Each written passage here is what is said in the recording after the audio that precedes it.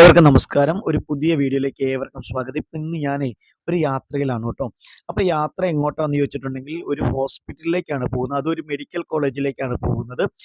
വളരെ സൗജന്യമായിട്ടുള്ള ചികിത്സകൾ ലഭിക്കുന്ന ഒരു സ്ഥലമാണ്.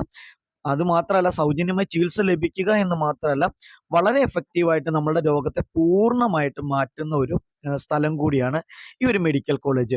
അപ്പോൾ നമുക്ക് കാശ് മുടക്കൊന്നുമില്ല, നമുക്ക് ട്രീറ്റ്മെന്റ് ചെയ്യാൻ പറ്റുന്ന ഈ ഒരു സൗകര്യം നിങ്ങളോട് കൂടെ പറയണ്ടേ. കാരണം എനിക്ക് വളരെയധികം എഫക്റ്റീവായി തോന്നിയത് കൊണ്ടും ആണ് ഞാൻ ഇത് നിങ്ങളെ കാണിക്കുന്നത്. ഇതിപ്പോൾ എവിടെയാണെന്ന് വെച്ചാൽ ഈ കാണുന്നത് നമ്മുടെ ചോറ്റാനിക്കര അമ്പലമാണ് കേട്ടോ. ചോറ്റാനിക്കര അമ്പലം നിങ്ങൾക്ക് എല്ലാവർക്കും അറിയാം അല്ലേ. നമ്മളെല്ലാവരും മലയാളികളായിട്ടുള്ള ആളുകളൊക്കെ കേട്ടിട്ടുള്ള ഒരു അമ്പലമാണ് ചോറ്റാനിക്കര അമ്പലം.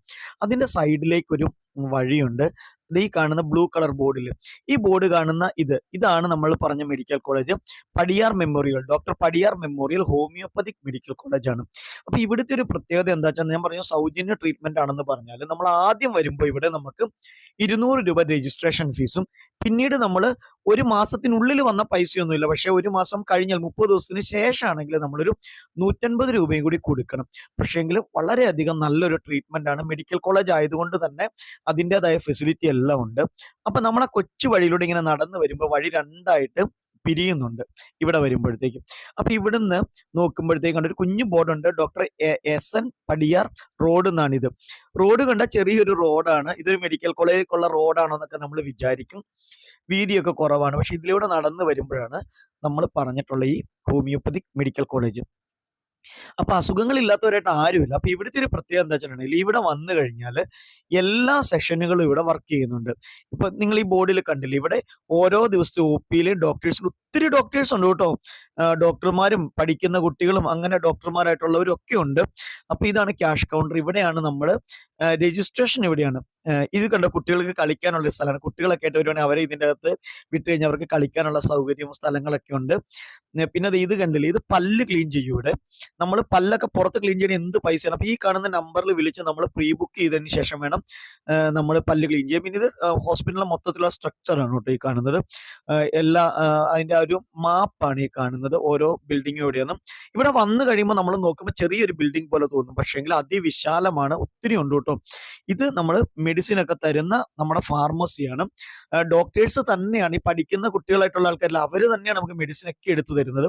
പിന്നെ ഇത്രയും സെഷനുകൾ ഇവിടെ ഉണ്ട്, കുറേ ഉണ്ട് കേട്ടോ. എല്ലാം നമ്മുടെ സാധാരണ നോർമൽ നമ്മുടെ ഇംഗ്ലീഷ് മരുന്നിലുള്ള സെഷൻ പോലെ തന്നെ ഗ്യാസ്ട്രോയുടെ വിഭാഗമുണ്ട്. വയറിന്റെ ഒക്കെ വളരെ നല്ലതാണ് കേട്ടോ. ഗ്യാസ്ട്രോയെ, സ്കിന്നൊക്കെ പറഞ്ഞ ഹെയർ ലോസ്, ഹെയർ പ്രോബ്ലംസ് ഒക്കെ ഉള്ളവർക്കൊക്കെ വളരെ എഫക്റ്റീവ് ആണ് കേട്ടോ.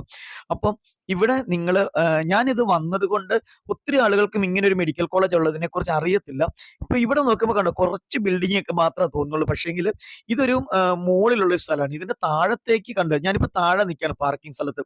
ഇതുകൊണ്ട് ഇത്രയും ബിൽഡിങ്ങുകളും ഇത്രയും സൗകര്യങ്ങളും ഒക്കെ ഉണ്ട് ഇവിടെ.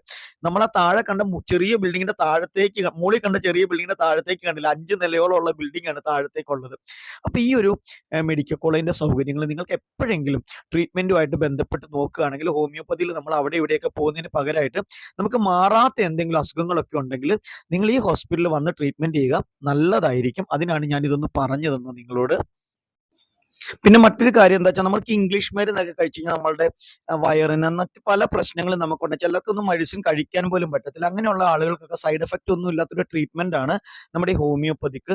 അത് നമുക്ക് സൗജന്യമായിട്ട് കിട്ടുക എന്ന് പറയുമ്പോഴത്തേക്ക് നമുക്ക് ഈ കുറഞ്ഞ ഒരു ചെറിയൊരു രജിസ്ട്രേഷൻ ഫീസ് മാത്രം ഉള്ളപ്പോൾ നമ്മുടെ റൂട്ടോട് കൂടി നമ്മളുടെ രോഗങ്ങളെയൊക്കെ എടുത്തു മാറ്റും.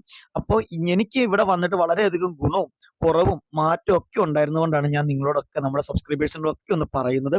അപ്പൊ ഇങ്ങനെ ഒരു ആവശ്യം വരികയാണെങ്കിൽ നിങ്ങൾ സമീപിക്കുക, മറക്കരുത്. എല്ലാവർക്കും